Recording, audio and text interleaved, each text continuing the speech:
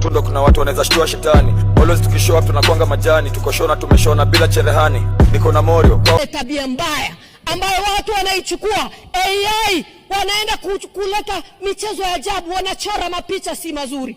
Tundo kuna watu wanaweza shtua shetani. Always tukishow up tunakwanga majani. Stupid. What?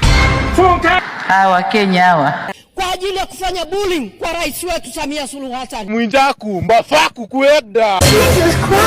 Kama mjumbe wa kamati ya ulinzi na usalama, ninakataa na nanyekemea kitendo hiki. Kundu. What did you say? Kundu. Jesus.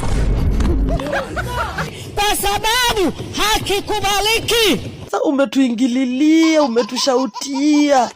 Na kama mtu hangekufa ungekuwa president. Kama viongozi kwenye taifa hili Wanda uoge mchezo. Put some respect to our country. Mwindaku mbafaku kuenda. Kwenye Biblia wapo, kwenye msafu wapo, kwenye Qurani wapo. Aheshimiwe rais wetu wa Jamhuri ya Muungano wa Tanzania, sio kumfanyia bullying kwa sababu ni mwanamke. Tunakunywa juice cola ama super deep. Hapa niko na box 2 za super deep. Kwa sababu kawaje? No, ninakataa kitendo hiki. Mtanzania.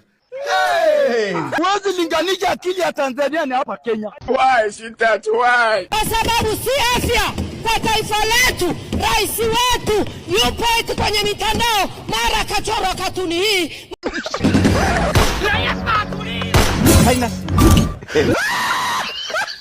Mara katuni hile, nakemea, washindwe na walegee.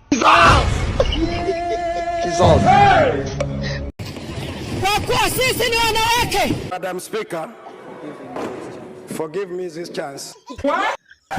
What? Funka.